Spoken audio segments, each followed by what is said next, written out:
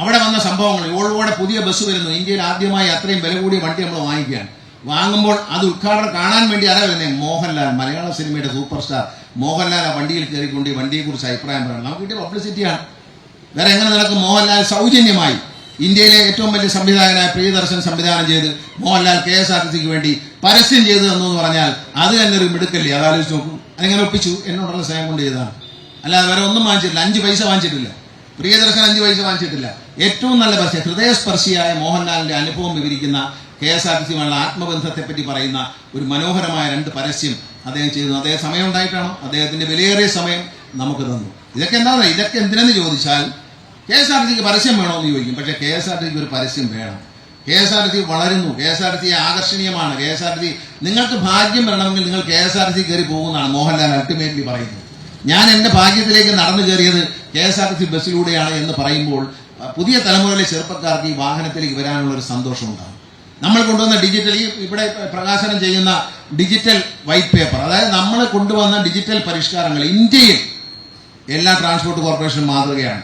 നമ്മുടെ travel card, നമ്മുടെ cancer card, cancer patient ആണെന്ന് പറയാത്ത വിധത്തിൽ അവർ അതിനകത്ത് ഹാപ്പി ലോങ് ലൈഫ് എന്നുള്ള കാർഡ് ഉണ്ടാക്കി ആ കാർഡ് ജീവനക്കാർ അവരെ വീട്ടിലെത്തിച്ചു കൊടുക്കുകയാണ്. അവരൊന്നിനും വരണ്ട, ഓൺലൈനിലൂടെ അവർക്ക് അപേക്ഷിക്കാം.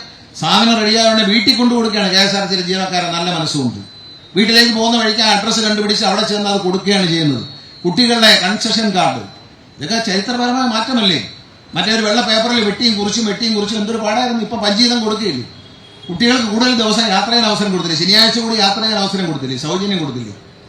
ഈ ക്യാൻസർ പേഷ്യൻസിന് കീമോയ്ക്കും പലപ്പോഴും നമ്മൾ പല സ്ഥലത്തും ചെല്ലുമ്പോൾ വീട്ടിലൊക്കെ ഇരിക്കുമ്പോൾ പറയും, സാറേ നാളെ കീമോയ്ക്ക് പോകണം, അല്ലെങ്കിൽ റേഡിയേഷന് പോകണം, വണ്ടിക്കൂലിക്ക് കാശില്ല സാറേ. അപ്പൊ വണ്ടിക്കൂലിക്ക് കാശില്ല എന്ന് പറഞ്ഞാൽ ആരും ഇനി ചികിത്സയ്ക്ക് പോയിരിക്കണം. കേരളത്തിൽ എവിടെ വന്നു അവർ ചികിത്സിക്കുന്ന ആശുപത്രിയിലേക്ക് സൂപ്പർ ഫാസ്റ്റ് മുതൽ താഴെയുള്ള എല്ലാ വണ്ടികളിലും സൗജന്യമായി അവർക്ക് യാത്ര ചെയ്തു പോകാനുള്ള സൗകര്യം ചെയ്തു കൊടുത്തത് ചെറിയ കാര്യമായി ചിലർ കാണും. നമ്മൾ ചില കാര്യങ്ങൾ ചെയ്യേണ്ടതുണ്ട്. അതിനൊന്നും വലിയ ചിലവൊന്നും വരില്ല. കാരണം നമ്മുടെ ബസ്സുകളിൽ പലതും കാര്യമായിട്ട് പോവുകയാണ്.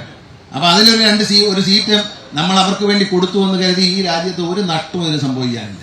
അല്ലാതെ ഓസിനെ വല്ലവരെയും ചിലവർ വാങ്ങിച്ച തേങ്ങ എടുത്ത് ഗണപതിക്ക് അടിച്ചതല്ല.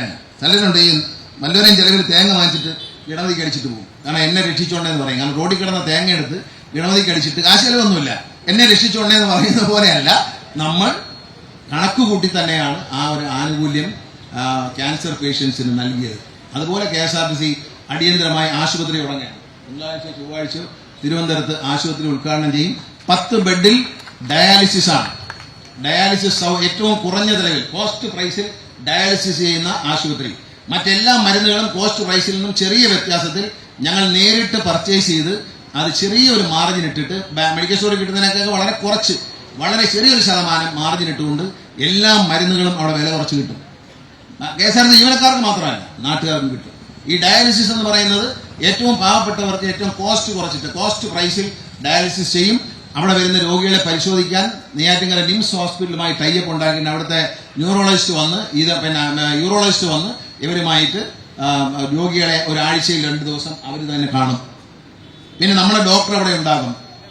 ഇന്ത്യൻ ഓയിൽ കോർപ്പറേഷനാണ് നമുക്ക് ഡയാലിസിസ് മെഷീൻ സൗജന്യമായിട്ട് നൽകുന്നത്. എല്ലാ സൗകര്യങ്ങളും ചെറുതെങ്കിലും എല്ലാ സൗകര്യങ്ങളുള്ള നല്ല ഒരു ആശുപത്രി നമുക്ക് ഉണ്ടാകാൻ പോവുകയാണ്. അത് ചൊവ്വാഴ്ചയാണ് അത് ഉദ്ഘാടനം ചെയ്യാൻ പോകുന്നത്. റെഡിയായി കിടക്കുകയാണ്. അതിന് കുറച്ച് മെഷീൻസ് കൂടെ വരാനുണ്ട്. നല്ല ലാബറട്ടറി ഫെസിലിറ്റി രാജീവ് ഗാന്ധി ബയോടെക്നോളജിയുമായി ചേർന്നുകൊണ്ട് ഏറ്റവും തുച്ഛമായ ചാർജിൽ എല്ലാവിധ ടെസ്റ്റുകളും ലിവർ ഫംഗ്ഷൻ അടക്കമുള്ള എല്ലാ ടെസ്റ്റുകളും പരിശോധിക്കാനുള്ള ലാബും അതിൻ്റെ ഉള്ളിൽ സജ്ജമാക്കിയിട്ടുണ്ട്. ലാബ് ഉണ്ടാകും, എക്സ്റേ ഉണ്ടാകും. ഭാവിയിൽ എക്സ്റേയും സ്കാനിങ്ങും, അതായത് അൾട്രാസൗണ്ട് സ്കാൻ അല്ല, CT സ്കാൻ വരെയുള്ള സ്കാനിങ് സൗകര്യങ്ങൾ ചെയ്യാനായിട്ട് രാജീവ് ഗാന്ധി ബയോടെക്നോളജി തയ്യാറാണ്. നമ്മൾ അതിനെ സ്പേസ് കൊടുത്താൽ അതുകൂടി ചെയ്യും. അങ്ങനെ നമ്മുടെ ആശുപത്രി ഒരു ഫുൾ സ്വിംഗിലെത്തും. KSRTC ആശുപത്രി KSRTC ജീവനക്കാർക്കും ജനങ്ങൾക്കും ഉപകാരമായിട്ട്, ഏറ്റവും പാവപ്പെട്ടവർക്ക് ഏറ്റവും ഉപകാരമുള്ള ഒരു സ്ഥാപനമായി മാറും എന്നാണ് പ്രതീക്ഷിക്കുന്നത്. ഇതൊക്കെ വേണം. നിങ്ങൾ വിചാരിക്കും ഇതൊക്കെ ഈ വിത്തെടുത്ത് കുത്തുകയാണ്. അങ്ങനെയൊന്നുമില്ല. KSRTCയുടെ പൈസ ഒന്നുമില്ല, എല്ലാം ഓസ. ഒന്നും പേടിക്കണ്ട. KSRTCയുടെ പൈസ ഒന്നുമില്ല. ഇതെല്ലാം സ്പോൺസർഷിപ്പാണ്.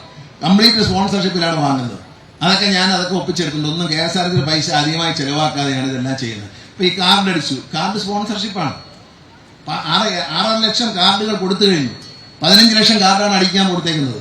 അതിൽ 6 ലക്ഷം കാർഡുകൾ നമ്മൾ വിതരണം ചെയ്തു. കാർഡിന് ഭയങ്കര ഡിമാൻഡാണ്. നമ്മൾ ട്രാവൽ കാർഡിന് ഇനി വരാൻ പോകുന്ന 7 ലക്ഷം അടിച്ചുകൊണ്ടിരിക്കുകയാണ്. അതിനകത്ത് വരാൻ പോകുന്നതിന് ഇഷ്ടം പോലെ കാർഡ് കൊടുക്കാൻ പറ്റും.